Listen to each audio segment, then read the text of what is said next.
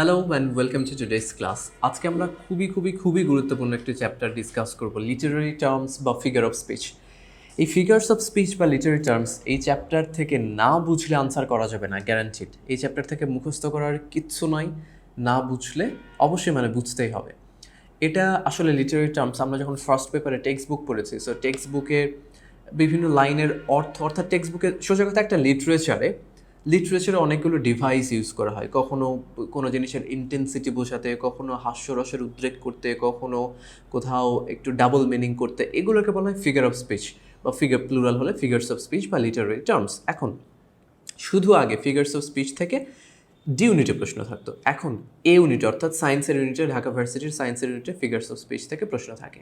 কবিতার লাইন তুলে দিয়ে বলছে এটা ব্যাখ্যা করো, বা এখানে কোন ফিগার্স অফ স্পিচ আছে। টেক্সট বুকেও কিন্তু তোমাদের এগুলো আছে, যারা আসলে এইচএসসিতে পড়নি, স্কিপ করে গেছো, তাদের জন্য একটু নতুন করে শিখতে হবে। সো লিটারারি টার্মস বা ফিগার্স অফ স্পিচ অনেক হয়, আমরা ইম্পর্টেন্টগুলো এবং আমাদের লেভেলের মতো করে আমরা পড়বো। ওকে, সো সবচেয়ে কমন দুইটা হলো একটা সিমিলি আর একটা মেটাফোর। ওকে, সো সিমিলি, এটা উচ্চারণ সিমিলি। সিমিলি বা মেটাফোর, সিমিলি দ্বারা তুলনা করা বোঝায় দুইটা ব্যক্তি বা বস্তু, একটা ব্যক্তির সাথে আর একটা ব্যক্তি বস্তুর। আচ্ছা, এখানে আরেকটা জিনিস জেনে রাখা ভালো যে এই ফিগার্স অফ স্পিচ কিন্তু সবসময় নট নেসেসারিলি গ্রামাটিক্যালি কারেক্ট হতে হবে। গ্রামাটিক্যালি কারেক্ট হবে, কিন্তু আমরা দেখেছি না একটা বাক্য হওয়ার জন্য যোগ্যতা, আকাঙ্ক্ষা, সত্যি যোগ্যতাও থাকতে হয়। যেহেতু লিটারেচারে অনেক কিছু এরকম ডিভাইস আছে যেগুলো হয়তো এক্ষেত্রে আমরা গরু আকাশে উঠছে এই টাইপের বাক্য অ্যানালিসিস করব। দেখো, এই ক্ষেত্রে দুইটা বিষয়ের মধ্যে তুলনা করে আমরা যদি একটু এই বাক্যটা দেখি, I wandered lonely as a cloud, এটা তোমাদের টেক্সট বুকের কবিতা থেকে। সো আমি একটা মেঘের মতো একাকী ঘুরে বেড়ালাম, উড়ে বেড়ালাম ইত্যাদি। তাহলে মেঘের সাথে আয়ের তুলনা করছে। সো এই ক্ষেত্রে আই আর মেঘ, আই আর ক্লাউড, এই দুইটার তুলনা হচ্ছে। আবার যদি দেখো যে we have as short a spring, এটাও কিন্তু তোমাদের টেক্সট বুকের একটা কবিতার, so non textual text book related কবিতার আর কি। So we have as short a spring, ড্যাফোডিলসকে বলছে যে আমাদেরও সময়, আমাদেরও স্প্রিং তোমার মতো অনেক শর্ট। আবার বলছে we have short time to stay as you, তাহলে ইউ সোজা কথায় দুইটা আমরা খুব আসলে সিমিলি মেটাফোর অনেক ইনডেপথ পড়া যায়, সেটা ইউনিভার্সিটি লেভেলে যে কেউ যদি লিটারেচার পড়ে বা এইসব লিটারেরি ডিভাইস পড়ে। আমাদের লেভেলে আমরা কি বুঝবো যে সিমিলি দ্বারা দুইটি আলাদা ব্যক্তি বা বস্তুর মাঝে সরাসরি তুলনায় ব্যবহৃত হয়। এই ক্ষেত্রে তুলনা বোঝাতে কি হয়, তুলনা বোঝাতে এই ক্ষেত্রে তোমরা পরীক্ষায় ক্লু হিসেবে পেতে পারো যে অ্যাজ রিজেম্বল দ্য সেম ইত্যাদি, এই শব্দগুলো, লাইক, এই শব্দগুলো থাকে। যেমন এই ক্ষেত্রে দেখো অ্যাজ আছে, এই ক্ষেত্রে আছে লাইক, এই ক্ষেত্রে অ্যাজ, আবার এই ক্ষেত্রে অ্যাজ, এই ক্ষেত্রে লাইক। অর্থাৎ তুলনা বোঝাবে as, like, than resemble, the same as ইত্যাদি, এই শব্দগুলো থাকবে। মেটাফোর পড়লেই সিমিলিটা আরেকটু ক্লিয়ার হবে। মেটাফোরেও দুইটা পৃথক ব্যক্তি বা বস্তুর মধ্যে কম্প্যারিজন হয়, কিন্তু তফাৎ হচ্ছে এই ক্ষেত্রে as, like, resemble, the same এগুলো থাকে না, এগুলো থাকে না। সোজা কথায় আমি যদি বলি যে দেখো, he is as tall as a tree, সে একটা গাছের সমান লম্বা, তাহলে অ্যাজ আছে, এটা কি সিমিলি। কিন্তু আমি যদি বলি হি ইজ আ ট্রি, সে একটা গাছ, অ্যাজ, লাইক ইত্যাদি এগুলো নয়, এটা হচ্ছে মেটাফোর। এখন মেটাফোরের মধ্যে দুইটা বিষয় বা ব্যক্তি বা বস্তুর মধ্যে যে তুল্য বিষয় যেটা নিয়ে তুলনা করা হচ্ছে সেটা ধরে নিতে হয়। যেমন দেখো, শি ইজ আ রোজ, তাহলে শি আর রোজের মধ্যে তুলনা হচ্ছে, কিন্তু এখানে অ্যাজ লাইক বা রিজেম্বল কোনো কিছুই নাই, তাহলে এটা কি হবে, এটা হবে মেটাফোর। এখন মেটাফোরের ব্যাপারটা কি একটু যদি কেউ ইনডেপথ বুঝতে চাও, শি ইজ আ রোজ, এখন রোজের কিসের সাথে তুলনা করছে, কোন গুণের সাথে? রোজের মতো লাল টকটকে, নাকি রোজের মতো সুগন্ধ, নাকি রোজের মতো নমনীয়, নাকি রোজের মতো কাঁটা আছে ইত্যাদি, বা রোজের মতো সুন্দর, সেটা আমরা আমরা we never know. Nazrul is fire, আবার এখানে দেখো ফায়ারের সাথে নজরুলের তুলনা করছে। She is the light of my life, like এই শব্দগুলো নাই, as, like, resemble. Life is a race বা the world is a stage, তুলনা করছে। সো সিমিলার মেটাফোরের মধ্যে তোমরা পরীক্ষা পারবে যে এটাই মনে রাখো, as, like, resemble, the same থাকবে, তুলনার ক্ষেত্রে আর থাকবে না। পার্সনিফিকেশন, রিসেন্ট সময় 20-21 সম্ভবত পরীক্ষায় এসেছে ঢাকা ভার্সিটির ইউনিটে। পার্সনিফিকেশন কি, যদি শব্দটা খেয়াল করে, পার্সনিফিকেশন মূল শব্দটা হচ্ছে পার্সন। পার্সন মানে কি ব্যক্তি, সেটার ভার্ব হচ্ছে পার্সনিফাই, পার্সনিফাই, সেখান থেকে পার্সনিফিকেশন। আচ্ছা, পার্সনিফাই ব্যাপার কি আমরা প্রত্যেক দিনের লাইফে ইউজ করি, কোনো একটা অব্যক্তির মধ্যে, ইমপার্সনের মধ্যে পার্সনের গুণ দিয়ে দেওয়া, অব্যক্তির মধ্যে ব্যক্তির গুণ দিয়ে দেওয়া। ধরো ব্যক্তির গুণ কি, বলা, কথা বলা, আমি বলছি আমার মন বলছে, মন কি বলতে পারে? মন কি কথা বলতে পারে? পারে না, কিন্তু মনের মধ্যে আমি একটা ব্যক্তির গুণ দিয়ে দিচ্ছি, এটাকে বলছে পার্সনিফিকেশন। বা ধরো বৃষ্টি হচ্ছে, আমি বলছি আকাশ কাঁদছে, তাহলে কাঁদা তো একটা ব্যক্তির গুণ, তাহলে বৃষ্টি হচ্ছে অর্থে আমি বোঝাচ্ছে, এটাকে পার্সনিফিকেশন বলে। অর্থাৎ কোনো কোনো জড় বস্তু বা অব্যক্তির উপর ব্যক্তির বৈশিষ্ট্য আরোপ করা বোঝায়। যেমন আমরা যদি দেখি the waves beside them dance, এটা তোমাদের কবিতার একটা লাইন। তো ঢেউ তাদের পাশে নাচলো। সো ঢেউ তো নাচে না, নাচা একটা ব্যক্তির গুণ, এক্ষেত্রে ঢেউ এটা দুলছে, এই জন্যই বলা হচ্ছে ডান্স। আবার I saw a crowd a host of golden daffodils. আচ্ছা, ক্রাউড মানে লোকজনের ভিড়, কিন্তু এখানে ড্যাফোডিলসের কথা বলছে, সেই ক্ষেত্রে এই ক্রাউড দিয়ে মানে ড্যাফোডিলসের গুচ্ছ, গুচ্ছ বোঝাতে ক্রাউড হোস্ট ব্যবহার করছে, তাহলে সেটাকে আবার পার্সনিফাই করা বোঝাচ্ছে। আবার দেখো mister pneumonia is not a polite old gentleman. Mister pneumonia মানে ব্যক্তির নিউমোনিয়া ডিজিজ, জাস্ট পানের জন্য, পান বলতে পানকে আমরা আরেকটু পরে দেখব, বা এখানে হিউমার ধরে রাখার জন্য ব্যক্তির সাথে তুলনা করছে। দ্য স্কাই ইজ ক্রাইং, বৃষ্টি হচ্ছে অর্থে। ওকে, একটা জিনিস জেনে রাখা ভালো, একই বাক্যে একাধিক ফিগার অফ স্পিচ থাকতে পারে, পার্সনিফিকেশন থাকতে পারে, মেটাফোর থাকতে পারে, হাইপারবোলিক ইত্যাদি ইত্যাদি থাকতে পারে। ওকে, এরপরে আছে অ্যালিটারেশন। অ্যালিটারেশন ব্যাপারটা খুব সহজ, সোজা কথায় দেখো, একই বর্ণ বা ধ্বনির পুনরাবৃত্তিকে অ্যালিটারেশন বলে। যেমন যদি এখানে দেখো বর্ণ বা ধ্বনির, 10,000 টসিং, 10,000 টসিং, এক্ষেত্রে ধ্বনির না বর্ণের রেপিটেশন আছে। বর্ণের রেপিটেশন কি? টি টি টি।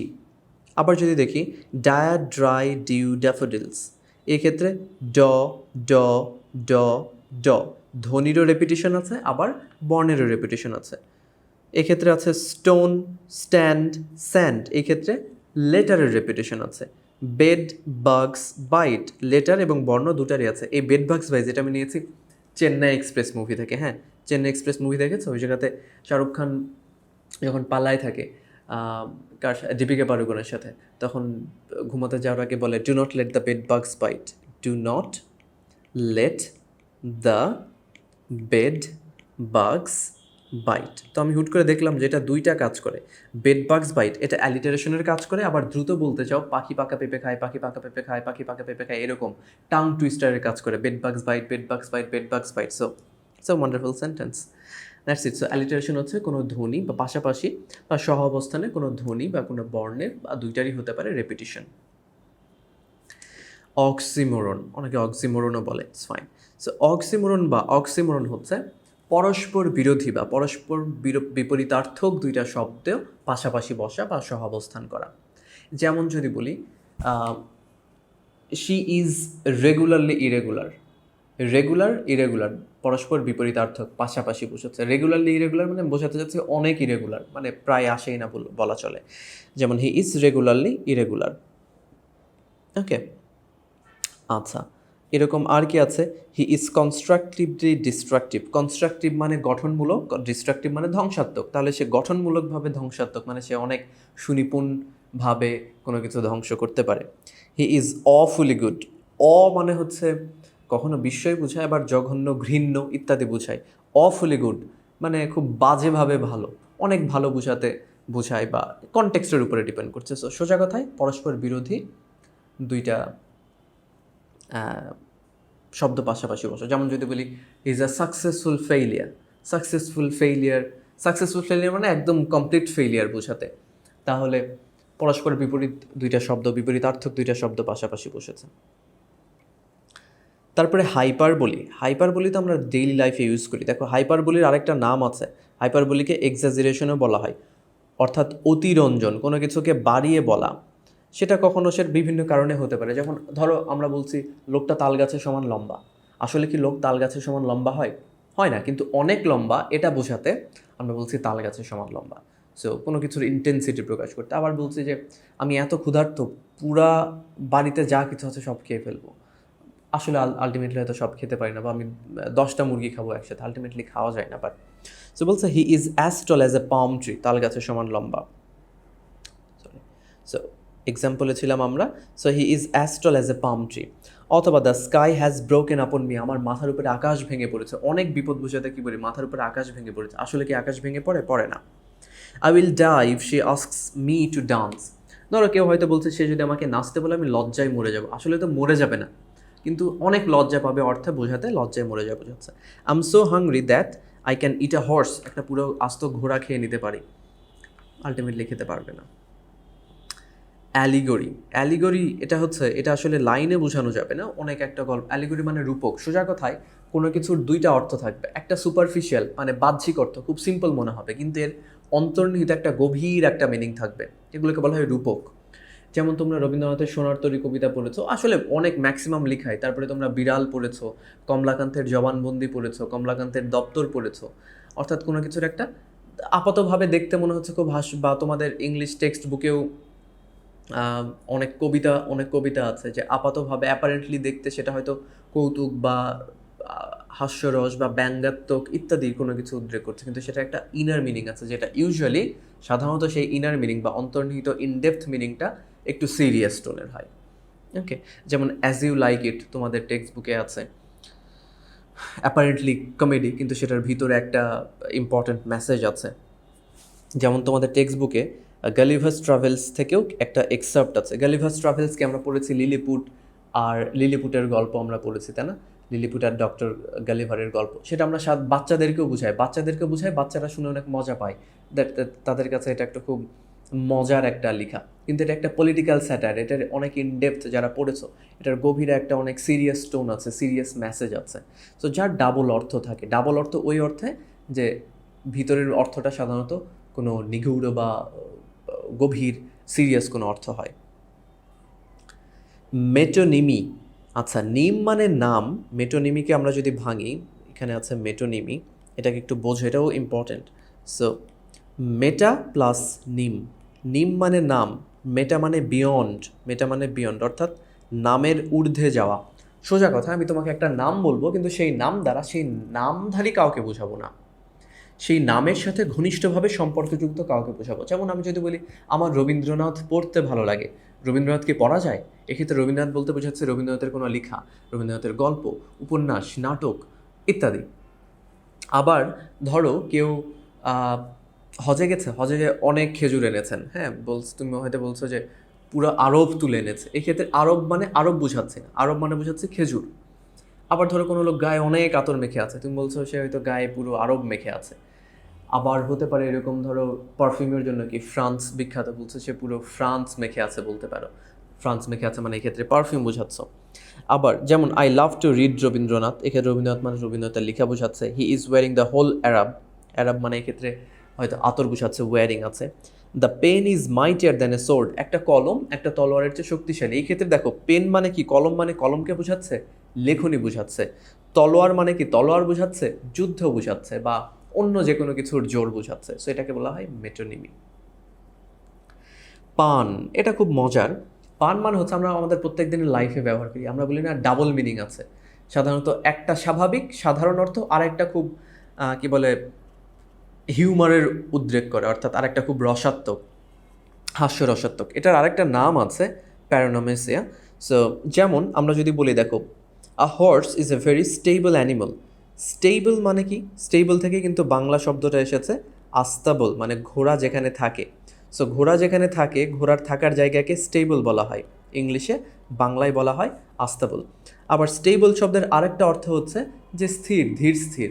তার মানে এই ক্ষেত্রে দেখো স্টেবল দ্বারা ধীর স্থিরও বোঝাচ্ছে হচ্ছে, আবার স্টেবল দ্বারা ঘোড়ার সাথে মানে ঘোড়া যেখানে থাকে সেইটাও বোঝানো হচ্ছে। So horse is a stable animal, মানে হ্যাঁ স্টেবলই তো ঘোড়া থাকে, স্টেবল মানে আস্তাবল, আবার স্টেবল মানে এরকম ধীর স্থির সুস্থির একটা প্রাণী এরকম। পরেরটা দেখো, she is a skilful pilot whose career has taken off, taken off মানে একটা অর্থ উড্ডয়ন করা, টেকেন অফের আর একটা অর্থ উন্নতি করা। তাহলে দেখো বলেছে তার ক্যারিয়ার কি পাইলট, তাহলে পাইলট বলছে তার ক্যারিয়ার টেক অফ করেছে, টেক অফ করা মানে কি দেখো দুইটাই বোঝাচ্ছে, তার অ্যাজ এ পাইলট সে বিমানটাকে উড্ডয়ন করেছে এবং তার ক্যারিয়ারটাকেও উন্নতি করেছে। সো এই যে একটা শব্দের, ইটস এ ওয়ার্ড গেম, মানে ইটস এ ওয়ার্ড প্লে বলে যে একটা শব্দের বিভিন্ন অর্থ থাকা। ওকে, অ্যান্ড প্লেনাজম বা টটোলজি, এটা কিন্তু গ্রামারেও খুবই ইম্পর্টেন্ট, আমরা রিডান্ডেন্সি চ্যাপ্টারে গ্রামারে ডিসকাস করেছি। রিডান্ডেন্সি অর্থাৎ প্রয়োজনের অতিরিক্ত শব্দ ব্যবহার একেবারে নিষিদ্ধ, ভালো একটা বিষয় না। সো যেমন দেখো এই বাক্যগুলো যদি বলি রিপিট ইট, এটার আরেকটা নাম হচ্ছে tautology. Repeat it again, again বলার প্রয়োজন ছিল না, repeat it. Let us join together, together বলার দরকার ছিল না, এটাকে কিন্তু রিডান্ডেন্সিও বলা হয় বা রিডান্ডেন্টও বলা হয়। আরেকটা সিনোনিম হচ্ছে verbose, verbose. He lives in a lonely isolation, lonely মানে একাকী, আইসোলেশন মানেও একাকিত্ব। So he lives in isolation বললে আর লনলি বলার প্রয়োজন নাই। একাকিত্ব তো আর দুইজন মিলে বা অনেকজন মিলে একাকিত্ব হয় না। ওকে, সো এই চ্যাপ্টারটা আমি বলছি, এই চ্যাপ্টারটা খুবই ছোট চ্যাপ্টার, অনেকবার পড়বা, অনেকবার দেখবা, বুঝবা, দুই একটা এক্সাম্পল দেখতে পারো, বাট কখনোই মুখস্থ করতে যাবে না, এটা মুখস্থ করে আনসার করা সম্ভব না। রাদার তোমাকে you have to really get this chapter, you have to really understand this chapter and try to answer accordingly. Okay, এবং এখান থেকে কিন্তু ইম্পর্টেন্ট মার্ক থাকে।